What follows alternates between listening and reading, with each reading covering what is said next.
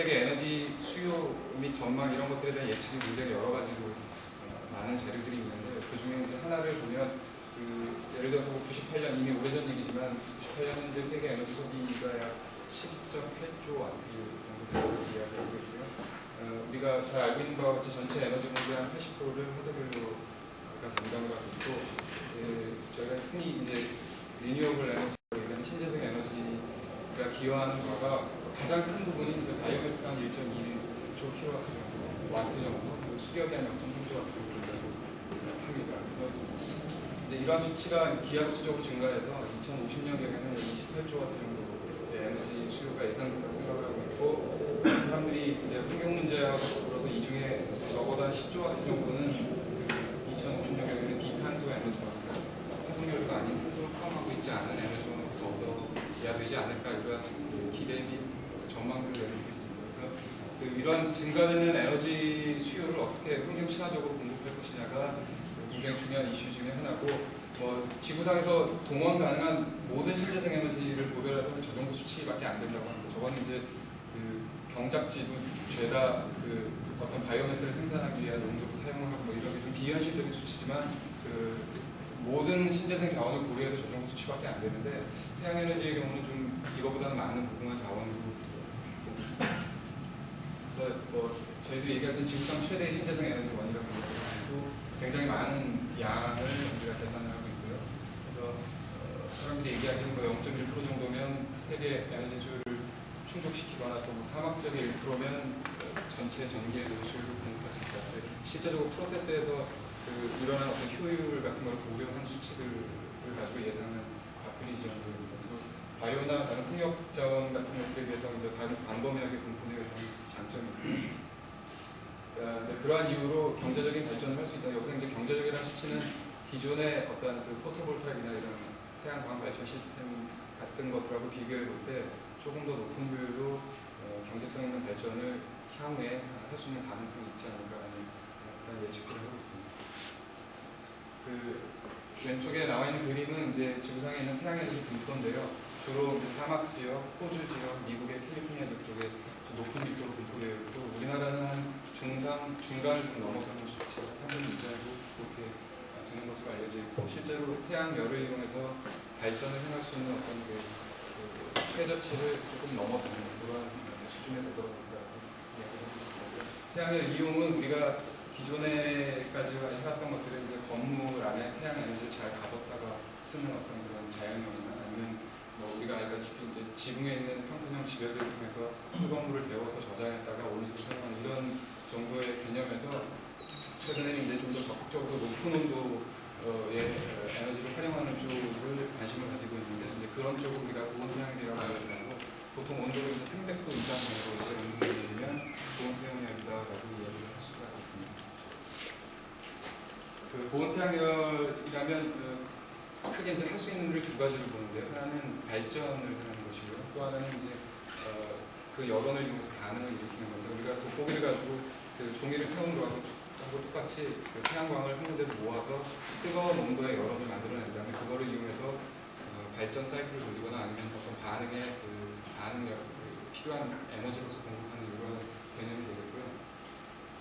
이러한 시스템은 기본적으로 이제 태양광을 직관하는 부분, 그 다음에 필요한 경우에 그 에너지를 그러니까 직관된 태양 에너지를 받아들이는 어떤 흡수기 부분, 그것을 필요한 경우에 저장하는 부분이 필요하고 최종적으로 그것을 사용해서 전기를 일으키는 발전기로 구성이 되고 그 에너지를 발전기를 돌리기 위해서 쓰지 않고 어떤 흡수기를 통해서 그 반응에 필요한 여론을 공급하는 것으로 사용이 되면 우리가 이제 화학 반응 쪽에 응용할 수 있다고 이야기를 하고 있습니다. 이래서 이러한 고온 태양의 이용 기술에는 여러 가지 시나리오를 생각을 할 수 있는데요. 현재까지 이제 진행되거나 고려될 수 있는 현실적으로 가능한 기술들이라고 보면 왼쪽에 노란 부분은 직광 쪽 해당되는 부분, 그 다음에 중간 부분은 이제 저장, 끝에 부분은 발전기라고 보시면 되고요. 그래서 위에 같은 경우에 모아서 뜨겁게 만들어서 그것을 가져다가 발전기를 돌리는 여론으로 사용하거나 혹은 두 번째 같은 경우에는 이걸 공기를 내어서 가스터빈의 여론으로 사용하는 그러니까 가스터빈의 뜨거운 공기 여론으로 사용하는 이러한 개념도 있고 또 간단한 개념으로는 이제 스털링 기관 같은 외연 기관을 장착해서 바로 태양열로 그 엔진을 돌려서 발전을 해야 합니다. 그 다음에 이제 반응 쪽으로 넘어가서는 그 열원을 반응기 쪽에 유입을 시켜서 우리가 뭐 메탄 같은 거 이용해서 리포밍을 시키면 합성가스를 만들어서 그것을 저장했다가 연소시켜서 발전을 하거나 혹은 분리를 시켜서 뭐 수소만을 뽑아내서 이용하거나 이러한 시나리오를 우리가 생각해 볼 수 있습니다.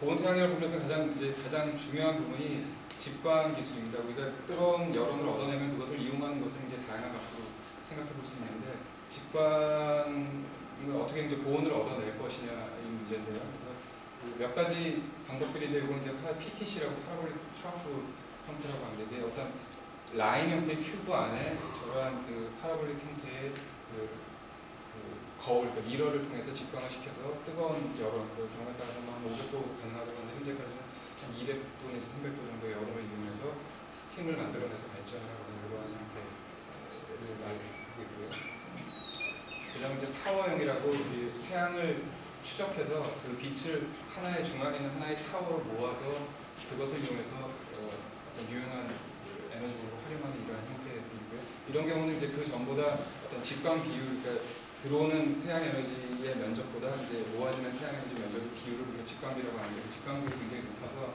경우에 따라서 1000도 이상, 2000도 이상 높은 온도의 열원을 얻어낼 수 있다는 장점이 있습니다. 이거는 이제 파라볼릭 DC 형태라고 우리가 DC 형태의 이러한 직관비를 쓰면 작은 면적을 가지고 높은 온도를 얻어낼 수 있다는 장점이 있기 때문에 이러한 형태의 DC를 이용해서 직광을 하고 직광 모아지는 저 끝부분에 엔진을 얻거나 아니면 이제 열을 흡수해서 순환시킬 수 있는 여러 매체를 이용해서 사용하는 이러한 개념이고 이런 것들이 이제 소형 발전, 10kW 내외의 소형 발전 쪽에 많이 사용되는 기술이라고 보실 수 있습니다. 우리가 이제 태양열을 고온으로 직광을 했을 때, 고배율로 직광을 했을 때 어느 정도의 온도를 얻어낼 수 있느냐에 대한 어떤 연력학적인 플롯인데요. 간단합니다. 우리가 이제 가장 높게는 태양의 표면 온도에 근접할 수 있다고 생각할 수가 있고요. 지금 실선으로 표시된 부분이 각각 직광비가 1, 100, 1000, 만 이런 식으로 봤을 때 사용되는 온도가 높아질수록 이제 효율은 떨어지게 됩니다. 왜 그러냐면 그 온도가 높아지면 복사에 대한 열손실이 굉장히 커지기 때문에 그 복사에 대한 열손실이 굉장히 증가하다가 결국 이제 0에 도달하게 되는데 그래서 각 라인에서 끝에 있는 부분이 그 직광비에서 가장 높은 온도를 얻어낼 수 있는 그러니까 직광비가 만이면 한 3500 정도 도시의 온도를 얻어낼 수 있다고 생각하시면 되고 중간에 이제 점선으로 표시된 부분이 이제 그러한 온도 영역에서 얻을 수 있는 카르노트 효율을 나타내고 물론 그 온도가 높을수록 카르노트 효율은 증가하게 되고요. 근데 이제 직광비 효율이 있고 손실 때문에 그 다음에 카르노트 효율 자체의 어떤 연력학적 한계 때문에 두 개를 이제 곱하게 되면 이런 어떤 풍선 형태의 시스템을 얻게 되고 이것이 이제 우리가 얻을 수 있는 최대의 효율이다라고 생각을 할 수 있습니다. 그래서 가급적이면 각각의 직광비에서 가장 높은 부분의 맥시멈 효율을 이용할 수 있는 어떤 그런 시스템 기술을 우리가 고려를 해야겠다는 생각을 할 수 있습니다. 이거는 이제 지구상에 있는 현재까지 가장 높은 직광비를 얻을 수 있는 그 반사, 그러니까 직광 시스템입니다. 프랑스 피레네 산맥에 있는 걸로 알고 있는데요. 그래서 직광비가 한 15,000 정도까지 얻을 수 있고 이제 바드 온도가 최대 한 4,000도 이상 얻을 수 있는 것으로 이렇게 알려져 있습니다. 이건 이제 실험용으로 사용되는 어떤 특수한 장비라고 생각하시면 되겠고요. 그 다음에 이제 앞에 말씀드린 거는 직광이랑 관련된 것들이고 그 다음에 이제 다음 영역에서 저장되는 부분 어떻게 보면 이제 저희하고 많이 밀접한 관련이 있다고 볼 수 있는데요. 저장을 할 때 물론 전기를 생산 혹은 뭐 화학 에너지를 생산해서 그러한 것들을 저장을 하면 좋은데 기술적인 문제도 그렇고 비용적인 문제도 그렇고 그래서 고온 태양열 분야에서 가장 저렴한 저장 방법은 이제 열 에너지를 저장하는 것이다라고 해서 이 표에 나타나 있는 것은 이제 고온에서 저장할 수 있는 이제 현재 사람들이 보유하고 있는 기술인데 위에 그 솔리드 리퀴드 부분은 센서블 현열을 이용해서 저장하는 방법이고 그것이 현재까지는 현실적으로 사용이 되고 있고 제일 진보된 것이 이제 몰튼 솔트를 이용해가지고 현열 추결을 하는 이런 방식들이 실제 시스템에 사용이 되고 있고요. 그 다음에 이제 좀 더 나아가서 어떤 물질, 솔트 계열의 물질의 페이스 체인지 잔열을 이용해가지고 저장하는 게 좀 어렵고 실제로 시스템에 적용하기는 좀 어렵고 난해한 기술들인데 이러한 것들이 이제 작은 매스를 가지고 많은 에너지를 저장할 수 있다는 이점 때문에 여러 곳에서 관심을 가지고 연구가 되어지고 있는 현재까지 이제 특별히 발전 부분에서는 아까 보여드린 아래와 같은 이런 발전 시스템에 의해서 이미 이제 70년대 후반부터 현재까지 또 앞으로도 다양한 대규모 발전들이 계획되어 있고요. 왼쪽에 나와 있는 표는 이제 단가, 킬로와트 아워당 어떤 단가가 시간에 따라서 어떻게 기술이 변화되어 가고 있는지를 나타내고 있습니다. 그래서 이제 네모로 표시된 부분은 이미 수행됐던 부분들이고, 원형으로 표시된 부분들은 이제 계획이 돼서 앞으로 진행될 부분들. 그래서 시간이 지날수록 어떤 발전 단가가 낮아지고 결국 이제 10센트 이하 정도로 떨어지게 돼서 궁극적으로 경쟁력을 가지고 상업화가 되어가는 과정에 있다고 생각하시면 되고, 오른쪽에 있는 어떤 그 표에 나와 있는 지도표에 나와 있는 것이 현재 추진 중인 몇몇 대규모 파워플랜트들의 경우입니다. 주로 이제 아프리카나 사막 또 호주 지역에 이렇게 있는데 경우에 따라서는 뭐 수십 메가와트부터 작게는 몇 메가와트까지 다양한 규모의 태양열 발전 시스템이 현재 계획이 되어 있는 것으로 알고 있습니다. 근데 그 밖에는 이제 주로 대규모 태양열 발전 시스템은 사막 지역이기 때문에 현실적으로 우리가 우리나라에서 적용하기 얼마나 피저블한가에 대한 고려 내지는 고민이 좀 있어야 된다라고 보여지는데요. 최근에 이제 좀 새롭게 접근하고 있는 어떤 직관 방식이 이제 프레즈넬 형태라고 평판형 미러를, 위에 같은 경우에는 긴 미러를 여러 개를 각도를 다르게 배치해서 한 군데로 직관을 해서 그 여론을 이용하는 경우가 이런 경우는 실제로 이제 벨기에에서 옥상 같은 데다가 시범적으로 적용을 해서 사용을 하고 있고요. 아래에 있는 그림이 이제 상상 도면입니다. 여기 미넨의 BMW 건물의 공장 옥상에다가 오른쪽에 그림과 같이 저런 개별적인 미러들을 서로 다른 각도에서 배치를 해서 여러 개의 타워로 모아지게 한 다음에 그 여론을 이용해서 발전을 하거나 반응을 시킨다거나 이런 용도로 사용될 수 있는 어떤 개념인데, 이러한 개념들은 좀 어떤 일사조건이 낮거나 이런 쪽에서도 저가의 방식으로 효율적으로 사용될 수 있는 직관지식이 아닌가 우려되고 있습니다. 이거는 이제 참고로 보여드리는 건데, 이거는 보온 태양열이라고 보긴 좀 그런데 이게 솔라 침이라고 하는데요. 우리가 이제 풍력 발전을 할 때 바람을 만들어서 바람이 있는 곳에다가 터빈을 돌리지 않습니까? 그거랑 마찬가지로 저 아래가 있던 유리 집 형태인데 저 안쪽으로 일사된 어떤 태양열이 모아지면 뜨거운 공기가 만들어져서 불뚝을 타고 위로 나가게 되고, 중간에다가 터빈을 놓고 풍력 발전과 마찬가지로 어떤 발전 형태를 얻어내는데, 호주 같은 경우 이거는 이제 옛날에 시범적으로 적용된 것인데 제가 알기로는 한 240메가와트 정도가 사막 지역에 설치되려고 계획 중인 것으로 알고 있습니다. 그 다음에 이제 저희가 좀 더 관심을 가지고 봐야 될 것이 뭐냐면 이제 화학 반응인데요. 저희가 수소 시대가 도래할 것이라는 건 이제 필연적으로 우리가 모두가 인식을 하고 있는 바고, 현재까지 이제 수소가 한 4천만 톤인가요? 세계적으로 그렇게 생산되고 있다고 제가 알고 있는데, 그 중에 한 80% 이상이 메탄가스의 리포밍으로부터 얻어지고, 또 그렇게 얻어지는 수소의 95% 이상이 현장에서 즉시 소비됩니다. 정유시설, 화학공장이나 정유공장.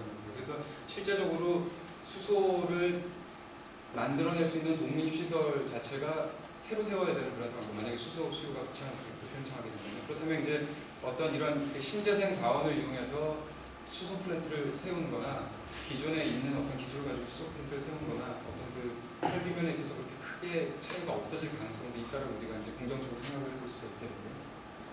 또 하나 문제는 이제 그러한 기술은 기본적으로 다 카본을 포함하고 있는 수소원으로부터 얻어지는데, 그러니까 저희가 수소 에너지원이 과거에는 탄소 대 수소의 비율이 굉장히 높아서 탄소가 많은 나무를 뗀다거나 이런 데서부터 이제 미래에는 탄소 대 수소의 비율이 굉장히 낮아져서 수소가 많은, 현재 수소의 함량이 많은 쪽으로 이렇게 이동되고 있다고 보고 있다. 그래서 어떤 목질계에서 석탄으로 오고, 석탄에서 오일로 오고, 오일에서 천연가스로 오고, 천연가스에서 궁극적으로 물로 가지 않을까 이렇게 저희가 보고 있고요. 그래서 기본적으로 물을 수소원으로 이용해서 우리가 수소를 얻어내려고 한다면 열분해, 전기분해를 시키지 않고 열분해 시키면 4000켈빈 이상의 높은 고온이 필요로 합니다. 그래서 현실적으로 뭐 분리기술이나 재료기술 때문에 현실적으로는 불가능하지만 궁극적으로는 그렇게 가야 될 거라고 저희가 생각하고 있고요. 근데 그거보다 이제 조금 더 온도 범위를 낮춰서 중간에 여러 가지 케미컬 리액션 사이클을 순환시키면서 고려되고 있는 것들이 이제 두 번째에 있는 어떤 메탈 옥사이드를 산화시키고 환원시키는 순환 사이클, 오른쪽 위에 이제 그림으로 표시되어 있는데, 그러한 사이클을 통해서 한 2000켈빈 이상 정도의 온도면은 운행이 가능한데, 이런 경우에 이제 물을 분해할 수 있는 사이클이 될 수 있다고 해서 그러니까 중단기적으로, 그러니까 우리가 가까운 근래에 상용화돼서 상용화돼야 할 기술들로 이제 여러 국가에서 보고 있고요. 그 다음에는 이제 가장 현실적으로 우리가 쉽게 할 수 있는 것은 이제 그 메탄과 같은 탄소를 포함하고 있는 수소원을 리포밍 시킨다거나 아니면 스플리팅을 시킨다거나 해서 수소를 얻어낼 수 있는 이런 기술들이 이제 가깝게는 저희가 할 수 있는 거죠. 이런 것들이 이제 한 1000켈빈 근처에 얻을 수 있고요. 그 밖에는 이제 뭐 6개, 7개의 화학 사이클을 순환시켜가지고 뭐 700도, 800도 혹은 그보다 더 낮은 온도에서도 수소를 얻어낼 수 있는, 물을 분해하고 수소를 얻어낼 수 있는 이런 사이클이 제한이 되어 있는데 현실적으로 상용화되기 굉장히 어려운 측면이 있습니다. 이것이 이제 그 후반에 말씀드린 저희가 70년대에 오일 쇼크가 일어났을 때 그 에너지 문제에 굉장히 관심을 가져가지고 물을 분해해서 어떻게 수소를 만들 거냐 해서 이미 수백 종의 사이클들이 제한이 되어 있습니다. 근데 이거는 여기에 정리된 건 가장 간단한 2단계 혹은 3단계의 사이클만 가지고 그것을 분리시키고 순환시키면서 물을 분해해서 수소를 얻어낼 수 있는 사이클이고요. 이거 현재 자체도 굉장히 복잡하지만 이 중에 간단한 2단계, 3단계 사이클들은 우리가 그 실제로 응용을 해가지고 수소를 얻는 데 사용될 수 있을 것으로 기대를 하고 있고요.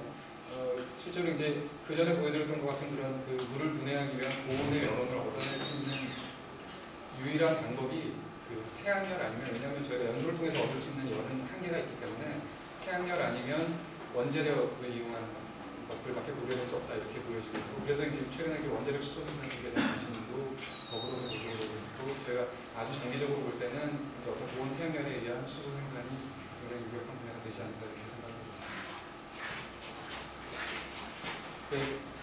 이제 반응을 통해서 연료를 얻는 거 말고 그 반응을 통해서 이제 그냥 스토리지를 하는 개념으로 고려되고 있는 것들 중에 하나인데요.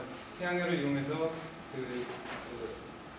현재까지 이제 연구된 예 중에 하나가 그 암모니아를 그 스플리팅 열분해를 시킨 다음에 그걸 저장했다가 다시 암모니아를 합성해서 열을 얻어서 이제 흡열할 때 태양열을 집어넣고 발열할 때 그 열을 이용해서 발전을 행하거나 하는 이러한 기술들도 실제로 저희가 그 열을 저장하는 기술이 그 센서블 히트로 저장할 수 있는 것밖에는 현실적으로 적용이 안 되기 때문에 이러한 케미컬 리액션에 의한 스토리지 기술이 굉장히 그 흥미있는 것으로 관심을 가져지고 있고, 이러한 그 유사한 그 연구들에 대한 수요들도 많이 있지 않을까 보고 있습니다. 또 하나는 이제 그 전기 분해인데요. 저희가 신재생 에너지로부터 수소를 얻는다고 하면 뭐 포토볼타익이나 아니면 여러 가지 수력 발전에 이런 발전을 통해서 전기를 얻어낸 다음에 그 전기를 이용해서 전기 분해를 하고, 전기 분해에서 나온 수소를 가지고 궁극적으로 연료전지 같은 데서 전기를 생산하기 위해서 만들거든요. 그러니까 전기를 만들어서 나중에 또 다시 전기를 만든다는 건 굉장히 효율적으로 문제가 있다라고 보여지게 되고요. 그런 측면에서 우리가 그러니까 낮은 온도 영역에서는 100% 전기만 가지고 우리가 물을 분해해야 되지만, 온도가 점점 높아질수록 필요한 전기의 양은 줄어들고 열원의 양이 증가하게 됩니다. 그래서 우리가 높은 온도에서 전기 분해를 하면 일정한 양은 열원으로 공급을 하고 또 일정한 양은 전기를 통해서 공급해서 전기를 아끼면서 물을 분해할 수 있는 이러한 기술로 활용이 될 수가 있고요. 아주 높은 온도 영역까지가 우리가 가능하다면은 뭐 한 20%, 10%, 20% 정도의 전기만 공급하고 나머지는 열원으로 공급해서 전기 분해를 할 수 있는 이러한 것들을 역시 고려를 할 수 있는데, 이제 문제는 어떻게 그 보온에서 그러한 프로세스를 가능하도록 할 것이냐인데, 이제 혹자들이 제기하는 것들 중에 하나가 이제 우리가 이제 연력학적으로 그 소듐 하이드록사이드 같은 이런 것들, 그 액체 상태인데 그 끓는 점이 굉장히 높아가지고 굉장히 우리가 높은 온도까지 리퀴드 상태로 가져갈 수 있는 것들에다가 물을 섞어서 솔루션 상태로 만든다는, 그러니까 몰튼 솔트하고 솔루션 상태로 만들어서 굉장히 높은 온도에서 전기 분해를 시키면은 우리가 그 기존의 그 고온 전기 분해를 한다면 스팀을 전기 분해를 하거든요. 스팀을 전기 분해를 하는 것과 굉장히 유용한 쪽으로 여러 가지 프로세스상의 이점을 가지고 할 수 있지 않을까라는 것들이 논의되고 있는 것들도 있습니다. 그래서 그러한 영역에서도 어떤 고온 영역의 활용이 가능하다고 생각하시면 됩니다. 마지막으로 저희 이제 에너지풀 연구원에서 그 개발됐던, 지금 다음번 연설을 준비해 계신 강영 박사님께서 그 시작하시고 다 이렇게 완성하신 작품이신데요. 왼쪽에 있는 것은 저희가 이제 10kW급 DC 형태의 직방 설비가 되고요. 오른쪽에 있는 것은 한 3kW급인데 그 전 단계에서 수행될 때 되는 부분이죠. 그래서 현재는 이제 이러한 완성된 기술을 가지고 저 위에다가 이제 스플링 엔진을 얹어서 실제로 10kW급 발전을 하는 실증 연구를 수행하고 있고요. 그 다음에 이제 유사한 기술을 가지고 어떤 화학 반응을 일으켜서 복합 발전을 행할 수 있는 것들, 그리고 이제 열원을 에너지원을 다원화해가지고 LNG나 LFC, 그러니까 LNG 가스 같은 것과 태양열을 복합적으로 이용해서 발전할 수 있는 그런 기술, 그리고 이제 더불어서 고온 열저장, 저는 이제 PCM이랑 관련된 건데 고온 열저장 시스템이랑 관련된 연구를 현재 수행하고 있고, 이제 차기에는 저희가 이러한 기술들을 중대형으로 확대를 해서 좀 더 대형화된 발전 기술을 적용을 하려고 계획을 하고 있고, 그 다음에 이제 각종 요소 부품들이 고효율화될 수 있도록 노력을 하고 있고, 그 다음에 궁극적으로 이제 수소 생산 쪽으로 우리가 매치를 시켜야 될 때가 오지 않았나 이렇게 생각하고 있습니다. 결론적으로 저희가 이제 근세기 내에는 구조 자원이 고갈되고 결국 이 문제가 굉장히 크게 대두될 거라는 건 누구도 부인하지 못하는 상황이고요. 그런 의미에서 이제 고온 태양열을 이용한 어떤 에너지 활용 기술이 굉장히 필수적이다라고 말씀을 드릴 수가 있겠고, 그래서 현재까지 이제 발전 기술이 이제 좀 소형화, 국내의 경우에는 이제 많은 사람이 하고 있지 않지만 그 대형화 또 상용화를 통해서 어떤 실질적인 기여가 필요할 것이다라고 우리가 이야기할 수 있겠고, 그다음에 각종 요소 기술들에 대한 연구, 뭐 직광, 저장, 뭐 스토리지, 혹은 뭐 전달 뭐 이런 것들이랑 관련돼서 저희들이 그 어떤 새로이 기여할 수 있는 여러 가지 요소 기술들이 많기 때문에 그러한 것에 대한 관심을 좀 보여줘야 되지 않는가. 그리고 이제 향후에는 이제 수소 생산에 대한 개별적으로 수소를 생산하는 어떤 그 리액션이나 이런 것들에 대한 연구들은 상당 부분 진행되고 있는 것으로 알고 있습니다. 근데 이제 이것을 어떻게 실제로 태양열하고 연결지어서 해볼 수 있을 것이냐에 대한 고려가 조금 구체적으로 좀 진행될 수 있지 않겠냐 우리가 생각을 할 수가 있겠고요. 아까 이제 화학 반응 말씀드린 것처럼 결국 이제 단기적으로 수소 생산을 위해서 메탄 같은 것을 이용한 태양열 어떤 접합 기술 같은 것을 우리가 생각을 해볼 수 있고, 이제 향후에는 그보다 좀 더 향상된 기술들에 거쳐서 다양한 스펙트럼의 연구들이 이루어졌으면 하는 바람이고, 이러한 이제 분야에서 국내 학계나 연구계에서 많은 관심을 가지고 다양한 연구 개발 교육과